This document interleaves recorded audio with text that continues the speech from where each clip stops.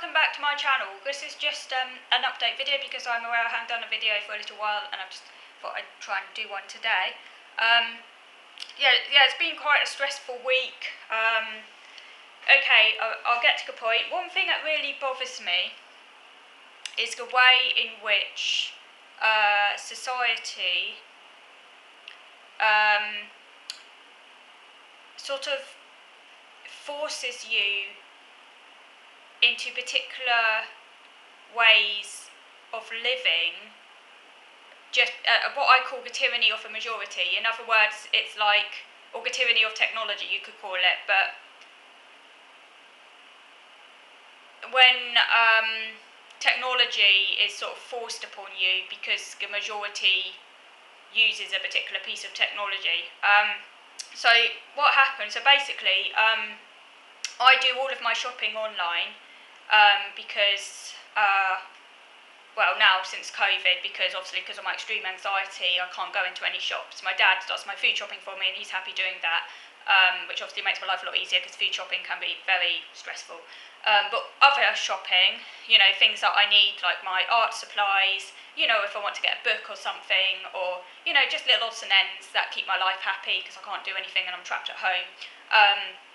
I have to do online. I can't just go out like in the past before COVID. I'm just going to pop down to the works, or I'm just going to pop down to H Smith and see if I need to get some stationery or whatever. Because my anxiety is so extreme, I have to get everything online. And I've been doing that now quite happily for the last 2 years, and I've got used to it. And I actually much prefer it to the stress and hassle of actually being in a shop with other people. I can take my time. I can make more considered choices about what I want to buy without feeling pressured, because sometimes when you're in a shop, the stress gets the better of you. And so I can be more mindful about what I'm buying, take my time over it. Just spend more time deciding what I want, basically, making better choices that way. It's a lot less stressful shopping online. I've been doing it without any problems. And then earlier this week, I was going to do a workshop, because every now and again I need to stock up on art supplies, and I shop out in bulk because then you don't have to pay delivery. And obviously the Works is a discount store. If you're not in the UK, by the way, the Works is basically a discount store. So everything there is like really, really cheap. You can get paints. Like, for example, you can buy acrylic paints there for just like £3, for example, or you can get, which is dead cheap, or you can buy like a pack of brushes for £1, paintbrushes for £1, stuff like that. It's really cheap, really affordable, and it's a great shop. It's one of my favourite shops. So obviously that's where I go, because nowhere else is as cheap as the Works, unless it's Poundland, but Poundland isn't as good. So I was going to do my every couple of months or so bulk shop at the Works to get some much needed art supplies in, because as I've talked about in my other videos, I've been getting a lot into painting recently, which is keeping me calm, and and it's very enjoyable, and it's just keeping me calm, because life is really stressful at the moment with everything, and my anxiety being through the roof and I can't do anything. So it's my little outlet, my therapy. It's the one thing I do have control over, because there aren't many things in my life I do have control over. But it sounds really silly, but choosing paints and buying paints is one of the few things I actually do have control over, so it's really, really important to me, and it makes me happy that I do have at least that little bit of control and choice. So anyways, simple, I thought, just do my regular weekly shop, not weekly shop, but every couple of months shop at the Works. And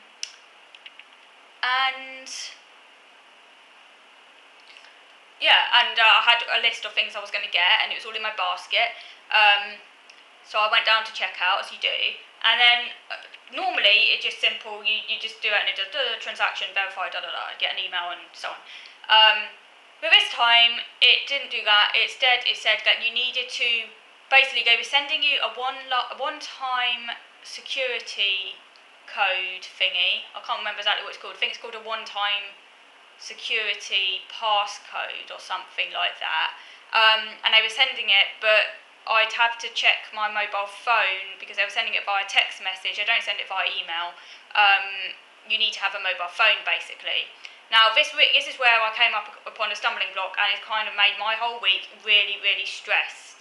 And because if this really messes up my week, like non-autistic people might not get this, but when you are fixed on getting something, and then all of a sudden your plans are thrown into disarray because of something like this, it's really, really stressful. Something when I was younger I probably would have had a meltdown over. I'm a lot older now, so I can control myself a lot better. So yeah, when I was about 15, I probably would have had a meltdown. I'm a lot more controlled over my emotions now, so I did stay quite controlled, but inside it made me feel really, really stressed. And I basically couldn't do anything else for myself all day because I was stressing about it. I still feel stressed about it. But anyway, now here's the issue I have, right? I've got a mobile phone, but it's really, really old. It's like basically over 16 years old or something like that. I mean, it's vintage. It's a really, really old phone. I mean, it would look good in a museum, you know? It's like a relic. It's one of those really big, thick, old Vodafone phones. It still works and everything, but I just never use it because I don't have a reason to use it. I basically hardly ever go out. Now with COVID, it's basically I'm stuck at home. There's no need for me to use it. I've got my internet on my computer. I don't need to pay for internet twice. It doesn't make sense to me. I don't see a need for all these apps. You know, I've got enough. You know, you're not going to add any extra meaning to my life. I don't really see a need for them. I'm not really interested in phones, and I just don't use them. You know, I don't have all these newfangled smartphones and all the rest. No, I just can't be asked for it. You know, the only technology I need in my life is the internet. I couldn't live without the internet because I do everything online. But you know, I've got a good computer. I've got the internet, that's all I need, technology-wise. You know. So I didn't think, you know, this would be an issue, that society would force me to have, to face having a mobile phone. I mean, thankfully I do have a mobile phone, but, you know, but what if I didn't, you know? And it's actually making me really angry and just pissed off, and it's like nothing I could do about it. So anyways, it's really stressed me off, and stressed me out. And at first I thought, is this a scam or something? Because you're not normally asked for things like this. And my dad actually first thought it was a scam as well when I told him, but it wasn't. It's basically they're toughening up on security, and then now every couple of months or so they're going to ask you for security details. Amazon doesn't seem to do it, so I can still do my shop fine on Amazon without them asking me this stuff. It's just so stressful though, but obviously Amazon's a lot more expensive than it works, and I was really stressing out, thinking, what if I'm locked out of all my other online shopping because of this stupid bureaucratic imposition that I don't have any control over, and particularly when you're disabled and like it's basically this is the one thing you have control over and you're like stuck at home. It's a really big deal. I do feel it discriminates against disabled people and people who don't want a phone, can't afford a phone, or many reasons don't have a phone or don't want to have a phone or don't rely on a phone, whatever. It's discrimination if you ask me. But and it's like there's no choice involved. And like particularly a lot of disabled people and elderly people actually rely on online shopping if you can't go out and stuff. So anyhow, so my dad, obviously I can't go out, so my dad had to go to the bank for me, which is Santander, I can't pronounce it, Santander, whatever it's called, the bank. My dad went there on my behalf to investigate, to find out what was going on, and basically was told that this is a new thing that is like all security and everything. And they said that I needed to have my mobile phone on. But again, we had another issue in that my SIM card was inactivated, so my dad then had to go to Vodafone, because I haven't used my phone for such a long time, so I couldn't actually receive messages anyway. So my dad then had to go down to Vodafone to reactivate the SIM card. So it is, I can't touch it yet because of my OCD. I feel it's been contaminated, so I'm having, before I can actually check it, it's actually working. It's still because of my OCD. I'm sure it's fine to touch, and if there were any germs in it, it probably died by now. But with my OCD, you know, I'm quite extreme. So I don't know when I'm going to feel safe to touch it. Probably next week, without washing my hands loads because of my OCD. So it's like basically still decontaminating, as it were, just because obviously it's been in shop and I don't know, used to handled it and COVID and everything. Which is something else that I didn't have to do before COVID, but now I feel I need to do. But I'm hoping, cross fingers, when I handle it next week, because I have to transfer my workshop to next week now, when I handle it next week, that they will be able to message the online, whatever you call it, the security passcode thingy, to me, all fine. Because because my SIM card has been reactivated. I mean, I've got a new SIM card thingy installed, so it should all be working now. I mean, it's a working phone. You know, it's been, it should do what it's meant to do. You know, and they should, it should all be fine. because I really don't want to get a new phone just for this, because that would really get you mickey, having to spend loads of money on a phone that you never use just to do online shopping. That's ridiculous. But that's the society we live in. And I was thinking about it, and I think, what about people who don't have phones but need to do online shopping? It literally forces you to have a mobile phone, and it's really out of order. And it makes me really angry at why this is, and it's not fair, and and it makes me just annoyed. So that's what I want. That's been a bit stressful this week, because it's the one thing that's keeping me sane right now. It might sound rather silly, but when you're stuck at home, you rely on online shopping because that's the only way you can get essential supplies in that keep you sane. Like, if you've got special interests or hobbies you want to pursue, you have to sometimes buy stuff to pursue your interests, And obviously, certain shops I like shopping at, like a Works, because it's a discount store, and otherwise I'd have to get my stuff on Amazon, and that's really expensive, and I don't want to have to do that, So Amazon doesn't ask for this. I think they only ask for it where you have to actually put your details in manually. I think that's where they ask for security, but Amazon doesn't seem to be doing it, thankfully. Because I also find it really annoying and stressful as well. It's like an extra thing. So I always find it quite stressful when you have to put your card details in. Anyway, I always find it rather stressful. I wish it was automatic. I know you can do it automatically, but I don't do PayPal, any of those things. That stresses me out. So yeah. That's what I wanted to say. So other than that, what else has been going on? On Netflix, I've been watching.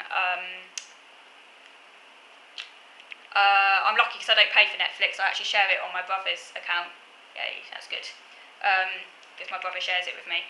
But yeah, I don't watch that much Netflix, but now and again I do. But I was watching The Haunting of Bly Manor, which is on Netflix. Hang on.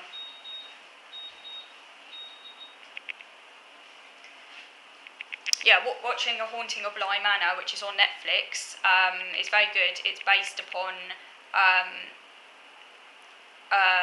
Henry James, the novelist Henry James, ghost story, The Turn of the Screw, which I still want to read. I need to read it, so I really want to read it, because I like gothic fiction. It's a genre I really like, just like gothic fiction. So yeah, I do really want to read it. It's very good if you haven't seen The Haunting of Bly Manor. I mean, it's only loosely based on the Henry James book. There have been many adaptations of it. I think the first was The Innocents, which is a film, which I think I've seen. Yeah, I'm pretty certain I have seen it ages ago. But yeah, there's been quite a lot of adaptations of The Turn of the Screw. Yeah, do check it out. It's quite scary and creepy, but also quite funny. Actually, it's more funny than creepy, I would say. It depends. I mean, I've seen loads of horror films, so I'm kind of used to the tropes so much they don't really freak me out anymore. But you might find it scary. It could be scary, potentially. Depends on what you find scary. But yeah, check that one out. What else? And also, I've been as I say, doing lots of painting, and I really enjoyed painting. Particularly acrylics. I actually think I prefer acrylics to watercolours. I like both of them actually, but I particularly like acrylics. I think because they're quite vibrant and bright colours. And I just like how it looks on paper, on on canvas art paper. So yeah, I just love painting. I've just really got into it. I'm not like good at it or anything, but I like it and it's enjoyable. And that's what I want to say really with painting and any other artwork. It's all about the process and about the enjoyment and whether or not you enjoy it and whether or not you're pleased with the finished product. And I mean, even if you're not pleased with the finished product, you can always go and do it again. You can do it as many times as you want. You can also reuse artwork, like artwork that you're not say that you think that you're not. Say if you. The thing is, you can never really mess up artwork because even if say you do create a mistake or something, you can always recycle it or reuse it in other artwork as well, like for example collage or things like that as well. So there's no such thing as mistakes in the strict sense of the word, which is something obviously I find difficult a bit because I am a perfectionist. Yeah, and I do want it to look perfect, but that isn't always possible. And obviously you can't expect, I'm a beginner, you can't expect perfection straight away, can you? But like I say, it's very fun and enjoyable, and you don't have to be great at it to enjoy art or do art, There's a lot of elitism around art, which I think is indoctrinated into us at school, unfortunately, which is a real shame because it can put people off. But I think everyone should be able to do art and enjoy art. Because art should be for everyone, because, we've all got an artist inside of us, and it doesn't matter whether or not we are like, our art that we create is gallery worthy or whatever, fit for the gallery, because, it doesn't matter, does it? Because it's about just having fun at the end of the day. It's about, it's just about playing, and yeah, so that's what I wanted to say. So, yeah, so thank you for watching.